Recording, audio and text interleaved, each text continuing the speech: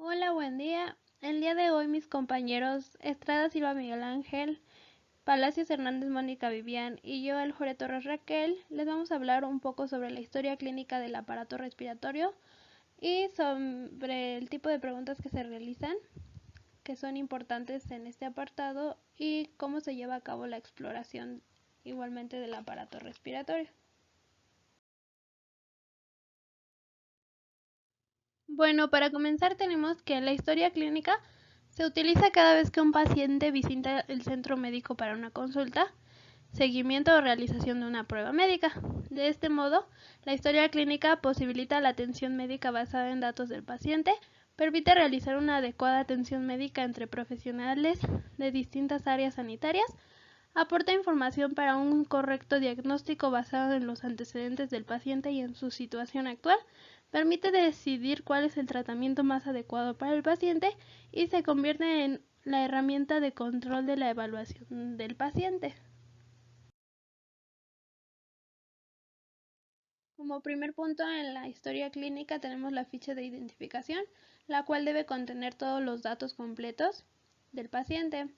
En cuanto a puntos importantes que nos interesarían para el aparato respiratorio, es muy valioso tener pistas como lo son la edad, para saber enfermedades que afectan a un grupo específico de edad. El género en cuanto a unas patologías que predominan en el hombre y otras en las mujeres. La nacionalidad, lugar de origen o residencia. Localización geográfica del bioma, que favorece el desarrollo de determinadas enfermedades, y la actividad laboral, que resultan ser pistas valiosas que nos orientan sobre el riesgo en frecuencia para algunas enfermedades. El siguiente punto que se pregunta es el motivo de consulta o internación. Esta es la carátula médica en algunos formatos de la historia clínica y debe tener como finalidad dar, en pocas palabras, una orientación hacia el aparato o sistema afectado y la evolutiva del padecimiento. Para esto se deben consignar los signos y síntomas, su cronología y su semiología. En este apartado lo podemos realizar de dos maneras. La que es libre tribuna, que permite que el paciente diga todo lo relacionado a su padecimiento actual, o el dirigido, que es realizar las preguntas del padecimiento que inferimos que presenta nuestro paciente.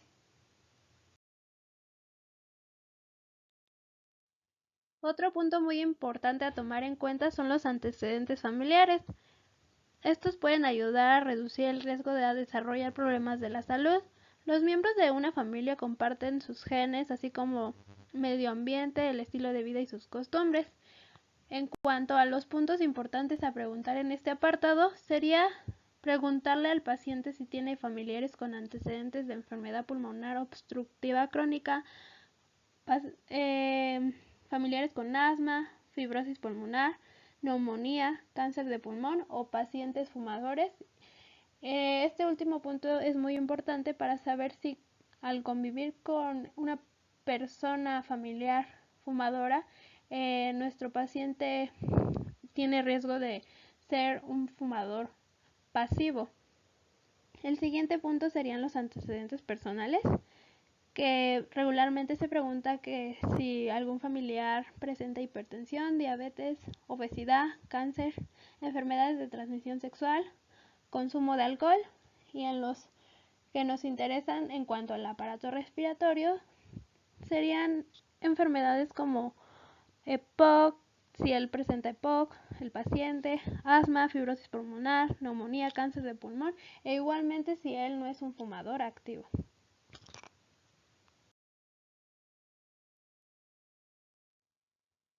Antecedentes personales no patológicos. Siempre se debe buscar todos los factores de riesgo para el desarrollo de alguna enfermedad del aparato respiratorio, como la exposición crónica a humos, polvos orgánicos e inorgánicos. Debemos preguntar los factores de riesgo laboral. Aquí se investiga todas las actividades laborales que realiza la persona, como la exposición al asbesto. Debemos preguntar los factores de riesgo antropogénicos, como son el tabaquismo, la exposición a humo de combustión de biomasa, contaminación ambiental intramuros y extramuros. Debemos de tomar en cuenta las inmunizaciones o vacunas, que aquí se generan las alergias a medicamentos, alimentos o a otros. Aunque algunos datos sean negativos, se recomienda sustentar por escrito que se interrogó y fue negativo. Se interroga sobre la vivienda, si vive en un tipo rural o urbano, si cuenta con servicios básicos de urbanización y cuáles. Por ejemplo, agua, luz, drenaje. También se debe preguntar el número de dormitorios y cuántas personas la habitan. Debemos preguntar la exposición a aves. Por ejemplo, los canarios, palomas, pichones, pajaritos, entre otras. Aquí se recomienda investigar el tipo de relación con estas aves, el tiempo de contacto, tiempo de exposición, para evitar riesgo de alergias intrínseca por la exposición de heces secas de las aves o plumas.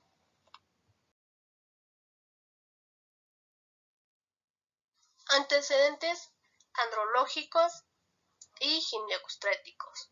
Como datos generales que debemos de preguntar hacia el paciente es el inicio de la vida sexual, sus métodos de planificación familiar, orientación sexual, si ha tenido relaciones sexuales de alto riesgo, alteraciones de la libido, si ha padecido enfermedades de transmisión sexual, generalizando de ambos sexos, como andrológicos específicos, si hay alteraciones de la erección y eyaculación, secreciones uretral, dolor testicular, alteraciones escrotales, enfermedades de eyaculación, secreción específicos como menarca, telarca, pubarca, gestas, partos, cesáreas, abortos y dismenorreas. Como signos y síntomas generales se presentan fiebre, cefalea, astenia, disnea, tos, expectoración, dolor torácico, epictasis, disfonía, hemopófisis, hemoptoicos, vomica, cianosis, broncorrea, estertores o sibilancias audibles a distancias, rinorrea y rinolalia. Exploración física. Es parte del proceso de razonamiento clínico durante el proceso de estudio de las enfermedades respiratorias, debido a que permite la generación de hipótesis. Se utilizan las 4 técnicas básicas de exploración, siguiendo este orden riguroso: inspección, palpación, percusión y auscultación. Inspección. Se debe observar detalladamente durante la inspección piel, simetría de la caja torácica, respiraciones, observar si hay cicatrices de cirugía cardíaca o pulmonar previa y si hay elevaciones como marcas y manchas de la piel. En la palpación, para la palpación se debe tomar en cuenta lo siguiente. 1. Colocar al paciente en posición cómoda. Con esto se va a lograr relajar la musculatura de la región y evitar tensión emocional. 2. Se debe calentar las manos de tal forma que con su temperatura sea similar a la del paciente. 3. Para realizar la maniobra de expansibilidad torácica, colocar los pulgares de la altura de la 10ª costilla de cada lado y los demás dedos relajados y paralelos a la parte lateral de la caja torácica. Se solicita al paciente que haga una inspección profunda o inspiración profunda. Se debe examinar la distancia entre los pulgares a medida que se separan durante la inspiración y palpar el intervalo y la simetría de la caja torácica durante su expansión y contracción.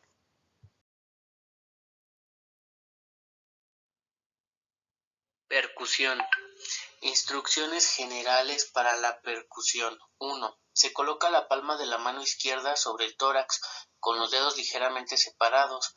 2. Se presiona con el dedo medio de la mano izquierda contra el tórax alineado con las costillas subyacentes sobre la zona que se va a percutir. Se percute en el centro de la falange media del dedo de la mano izquierda con la punta del dedo medio derecho, utilizando un ligero movimiento de oscilación de la muñeca y no con el antebrazo. Luego se va a retirar en la tercera parte rápidamente el dedo percutiente, de modo que no amortigüe la nota generada, es decir, de la cara anterior del tórax. Como primer paso se le va a pedir al paciente que adopte la posición sedente o sedentaria, de manera que se encuentre cómodo. 2. Se percute los vértices pulmonares colocando la superficie palmar del dedo medio izquierdo a través del borde anterior del músculo trapecio sobre la fosa supraclavicular.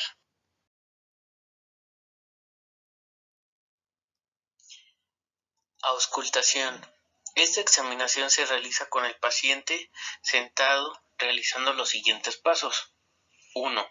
Se coloca el fenedoscopio por el lado de la membrana de los focos pulmonares. 2. Se pide al paciente que adopte la posición sentado. En caso de no ser posible, pues adoptar la posición de cúbito dorsal para que luego se le pida que inspire profundamente con la boca abierta de manera lenta. 3. Se ausculta un hemitórax y una continuación del otro, adoptando un patrón en escalera comprado en ambos campos pulmonares. Luego, los ruidos respiratorios fisiológicos que vamos a escuchar aquí son los siguientes. El primero va a ser el laringotraqueal. Este ruido va a ser áspero y se va a producir por el paso del aire a través de la epiglotis y se le va a escuchar de mejor manera en el cuello de la horquilla torácica.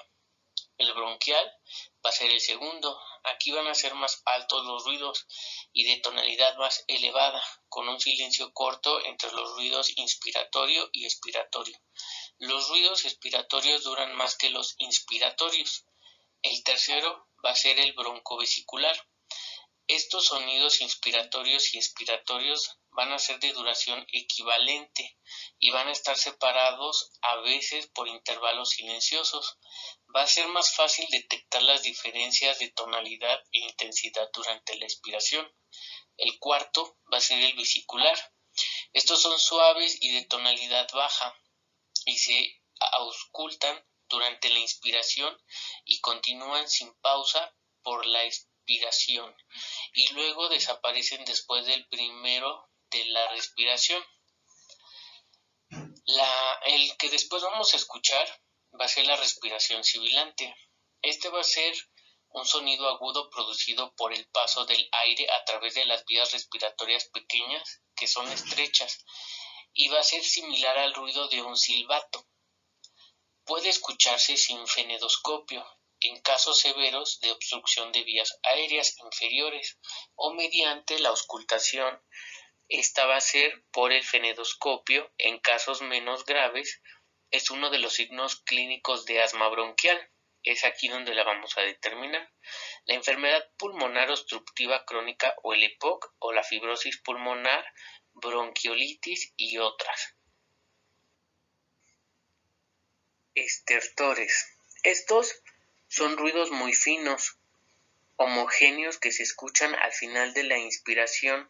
Se ha comprobado que el ruido que produce una esponja húmeda que se comprime cerca del oído se produce por el despegamiento de las paredes alveolares y la movilización de las pequeñas cantidades de exudado entre las cuales están los bronquiectasis o bronquiolitos, edema pulmonar, fibrosis pulmonar, neumonía, absceso pulmonar. Luego tenemos el que es el frote pleural.